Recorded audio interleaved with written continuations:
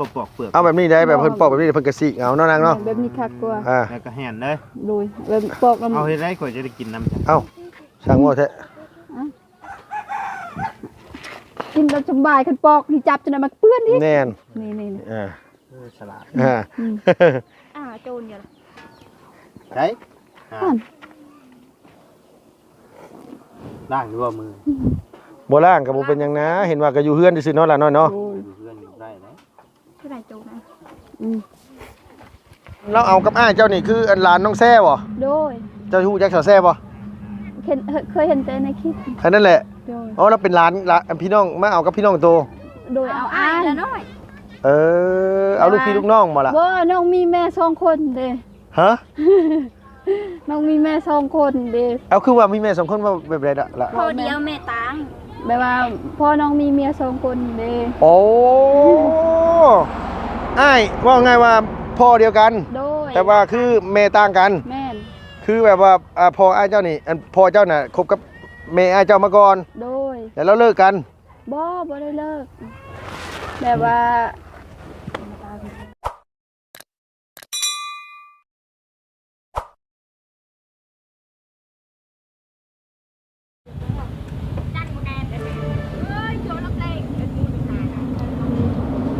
สบายดี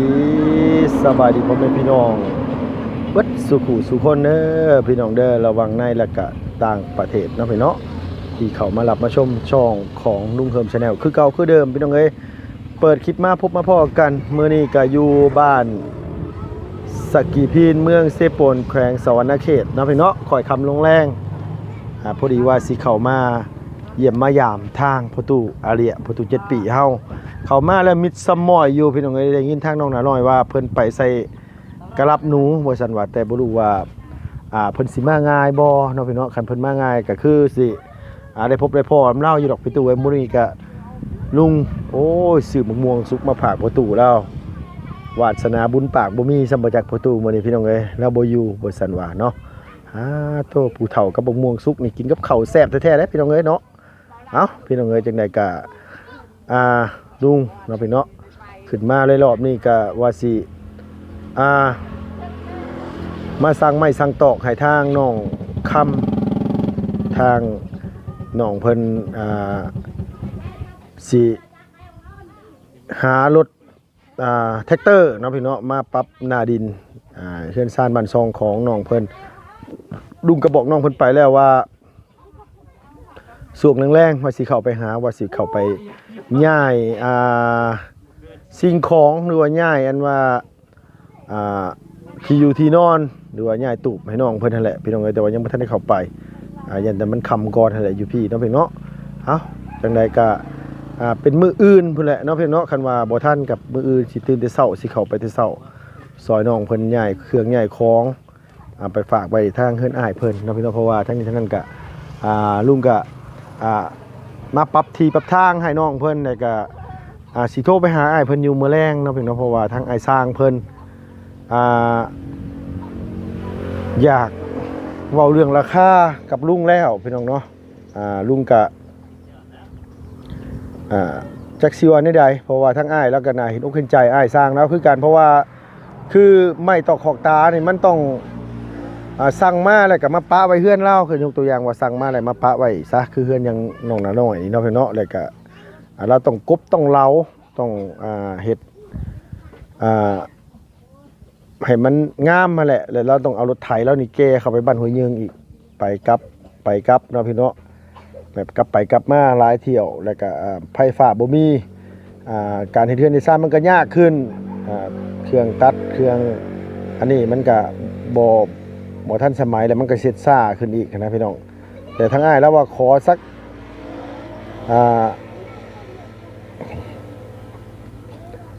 ในบ่ซั่นเนาะพี่น้องเนาะบ่แม่น1,000 บาทบ่แม่น1,000กีบเลยพี่น้องเอ้ย1,000 ดอลลาร์เนาะพี่น้องดูว่า1,000 ดอลลาร์เนาะพี่เนาะ1,000 ดอลลาร์ 1,000 US นั่นแหละพี่น้องเอ้ยก็ตกเป็นเงินลาวเฮานี่ก็ประมาณ20ล้านกับ800,000กีบเงินก็ช่วงนี้ก็บ่ได้ขึ้นเงินลงพี่น้องเอ้ยช่วงนี้เนาะก็ได้น้อยลงแต่ว่าทางลุงก็มีแต่ว่าลุงสิโทรไปหาอ้ายแล้วอีกเทื่อนึง ว่าเพิ่นสิจังใดเนาะพี่น้องเพราะว่ามันยากพี่น้องคันแบบนี้คันแบบว่าปกติมีไฟฟ้าธรรมดานี่อ้ายแล้วก็ซ้ำเก่าก็เอาแล้วแต่เพิ่นสิกรุณาเราว่าแต่ว่าอันนี้เพิ่นก็เว้าอยากให้มัน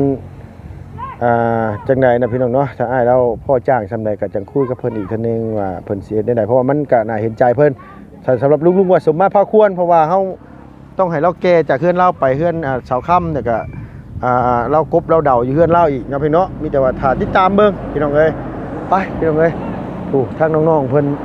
โอ้ยข่อยเบิ่งแล้วเบาไล่นี่เอามะม่วงข่อยไปกินแล้วข่อยเบิ่งนี่โอ้แม่นละข่อยเบิ่งนี่เห็นแล้วข่อยเห็นแล้วคนขโมยอยู่พุ่น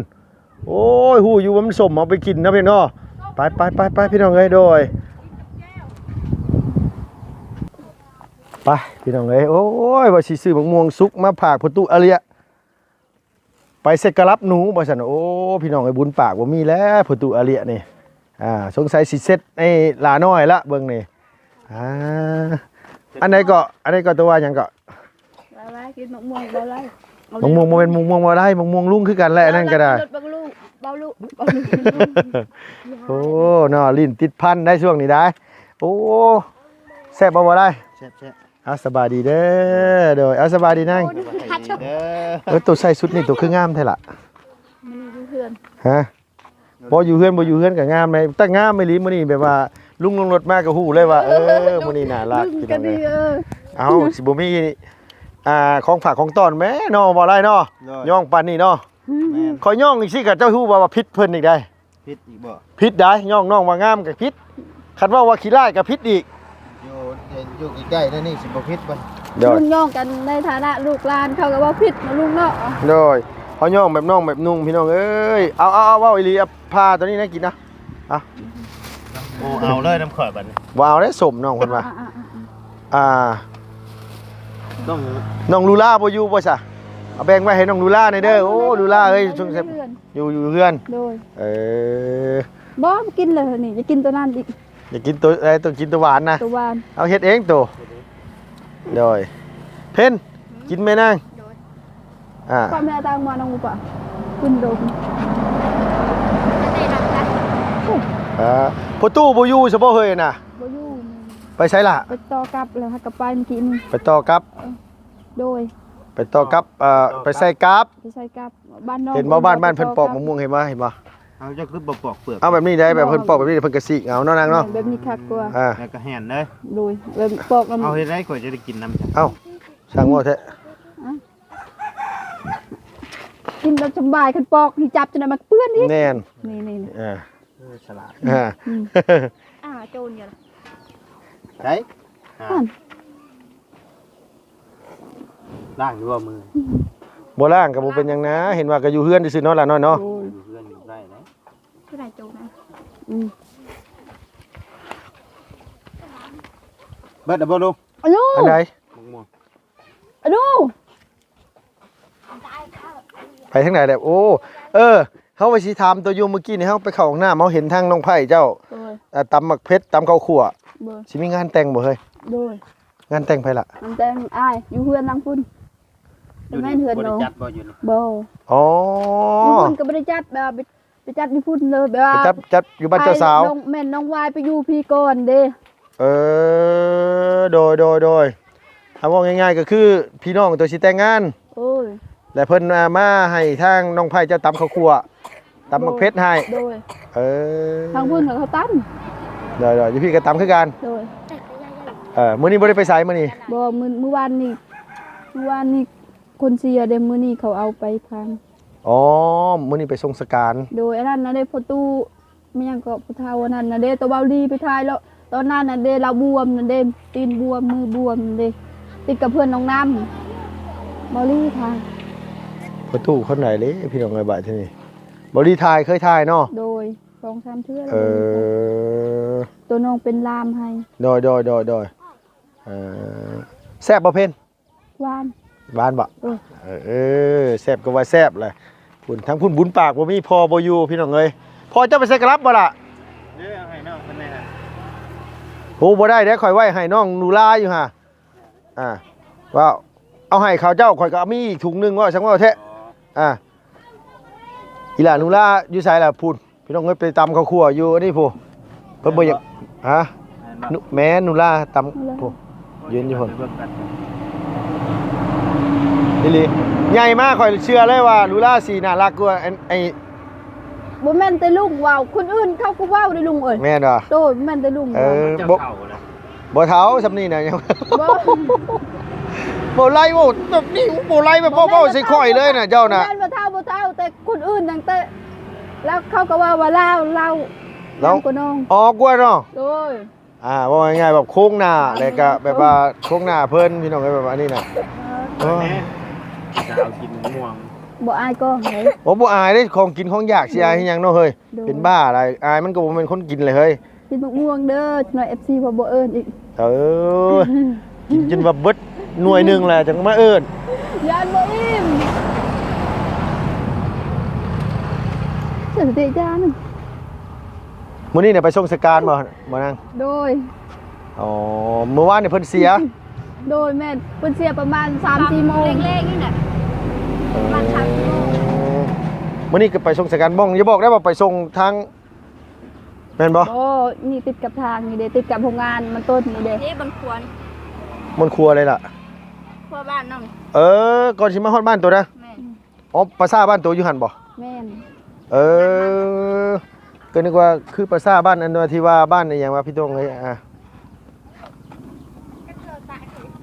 จะเหาะอยู่ เยอะ อีหยังว่าเข้ามาพี่ก็แล้วนะเฮ้ย มาพี่ เนาะ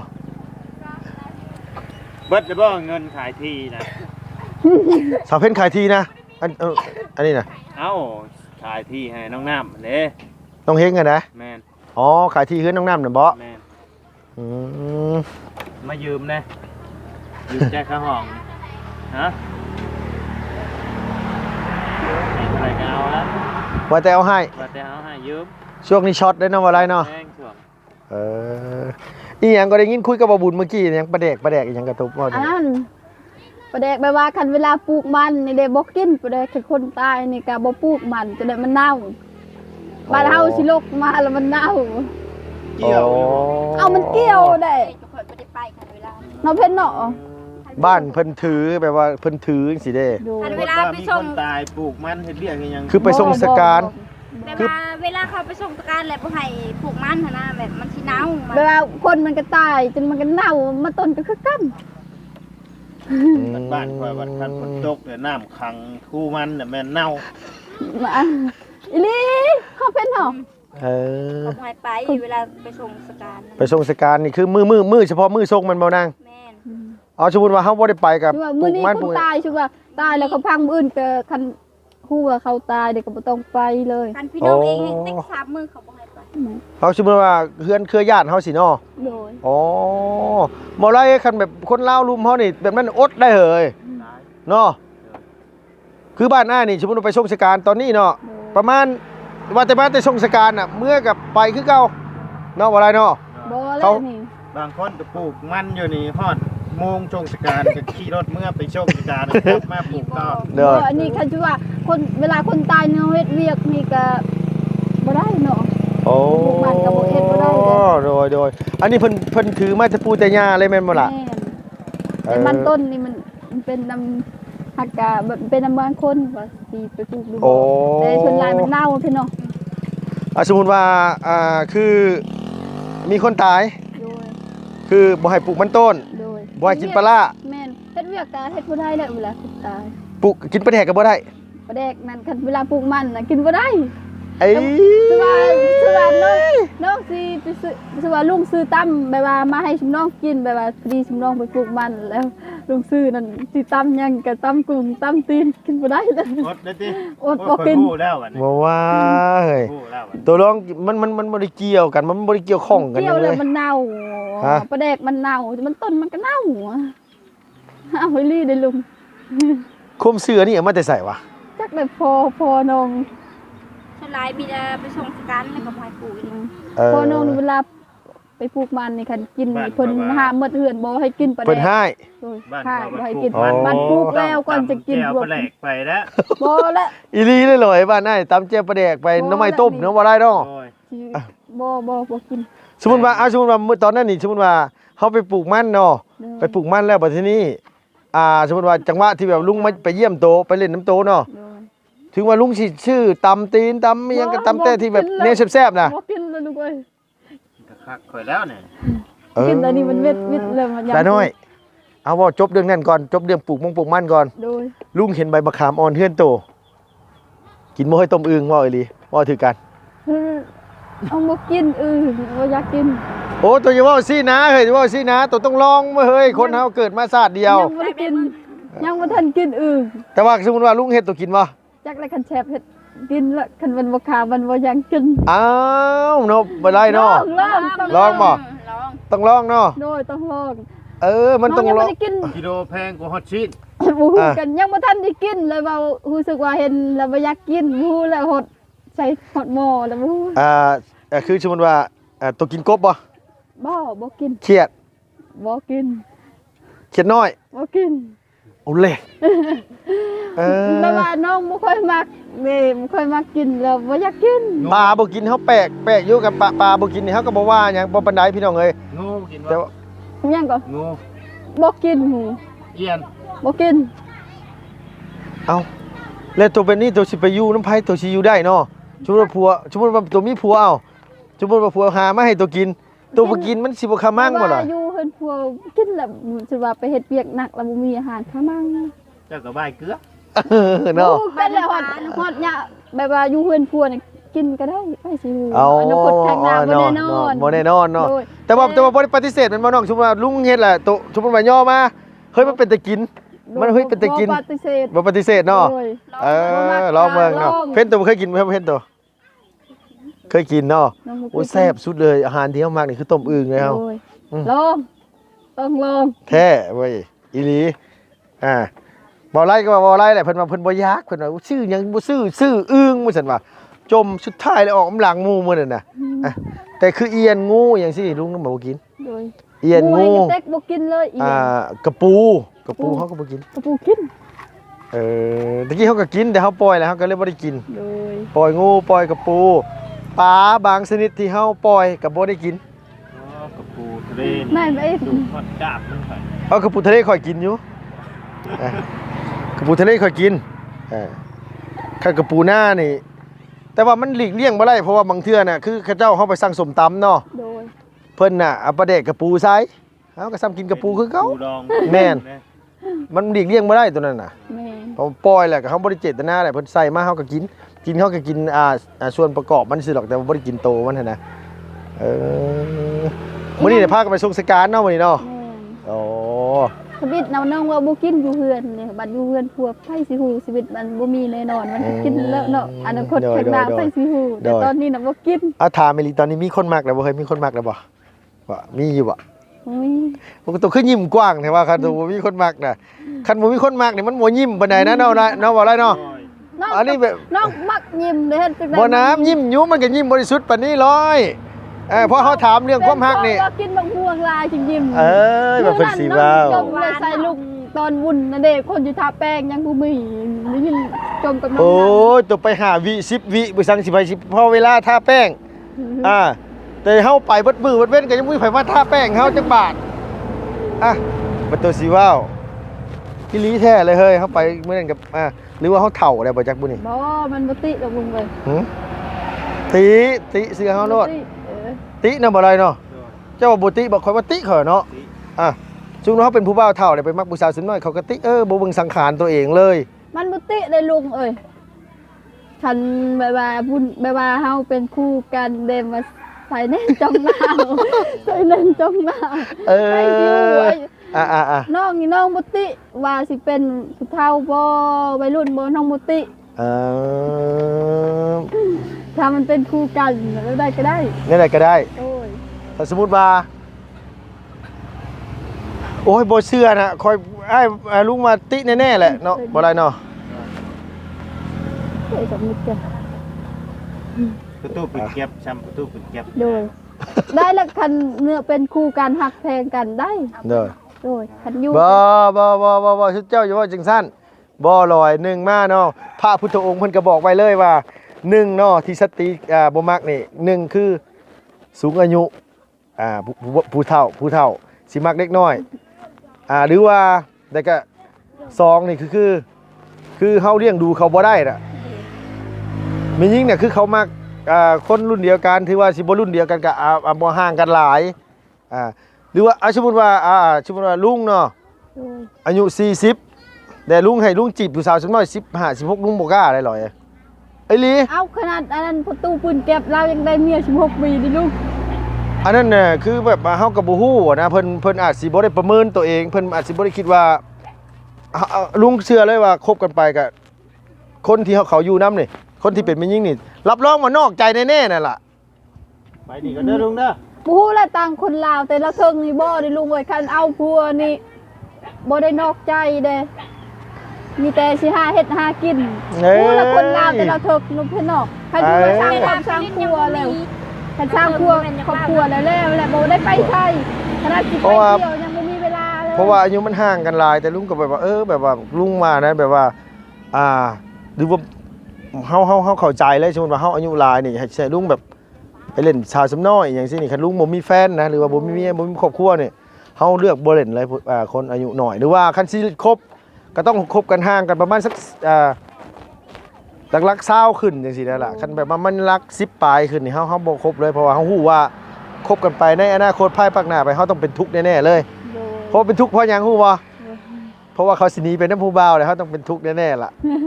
เฮาต้องคิดเผื่อไว้ได้เพิ่นแท้จักได้ข่าวแต่ทางอยู่เทิงคือสำนองนี่บ่ค่อยมีแบบว่าสมมุติว่ามีเวลาไปเล่นแล้วมีสู้บ่มีประวัติแถวละเทิงโดยมีแต่เฮ็ดให้เฮ็ดชวนหน้าดำทำหยังโอ้ยมีเวลาเอาพี่น้องเอ้ยอันนี้กลับมามวนเดี๋ยวจักมากกับม่วงน่ะเรือ2ลูกโดยเอาไว้ให้น้องลูล่าหน่อยเด้อโดยบ่แม่นหยังได้พี่น้องเอ้ยเห็นน้องเพิ่นวนไปวนมาอยู่คือบ่เข้ามามื้อนี้เป็นมีสั่งบุญน่ะบ่แม่นถึกไม่แซ่แม่ประจักษ์มื้อนี้เดี๋ยวเอาโอเคสนางไงขอบใจหลายๆเด้อโอ้พี่น้องเอ้ยอันว่าทั้งประธานเพิ่นให้ลุงขึ้นไปหาทั้งบ้านอีหยังไรเมื่อกี้นี่ไป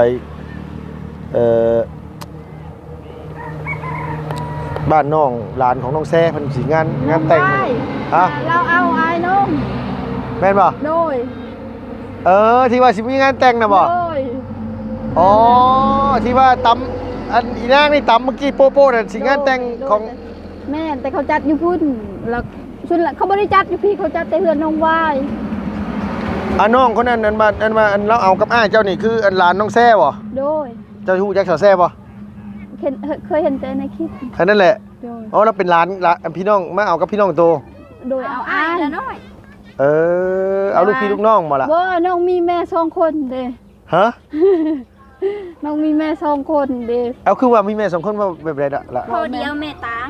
แบบว่าพ่อน้องมีเมีย2คนเด้โอ้อ้ายว่าไงว่าพ่อเดียวกันแต่ว่าคือแม่ต่างกันแม่นคือแบบว่าพ่ออ้ายเจ้านี่พ่อเจ้าน่ะคบกับแม่อ้ายเจ้ามาก่อนโดยแล้วเราเลิกกันบ่ได้เลิกแบบว่าจักสิว่าได้มี2คนเลยโดยแต่ว่าแยกเฮือนกันอยู่โดยเอาบอกไปเลยเอาบ่เป็นหยังอันบ่ถือบ่ถามนะพี่น้องเอ้ยแต่ว่าเพิ่นสิแต่งงานกันนี่เนาะโดยอันที่เขาประธานป้องไปงานบ้านเจ้าสาวแม่นเจ้าสาวน่ะเพิ่นมาอยู่พี่แล้วเพิ่นแบบว่าเพิ่นมาก่อนแล้วบัดนั้นเขามาขอตำรางอีกเด้แบบว่าเจ้าสาวมาอยู่พี่ก่อนนะแบบนั้นอยู่พี่นำบ่จัดงานแต่งไปบาดเจ้าสาวมาอยู่ก่อนแล้วเด้ก็เลยไปจัดอยู่พุ่นคันเจ้าสาวบ่มาก่อนอยู่พี่ก็เขาจัดอันนี้เขาบ่ได้จัดอีกไปจัดแต่เฮือนเจ้าสาวผู้เดียว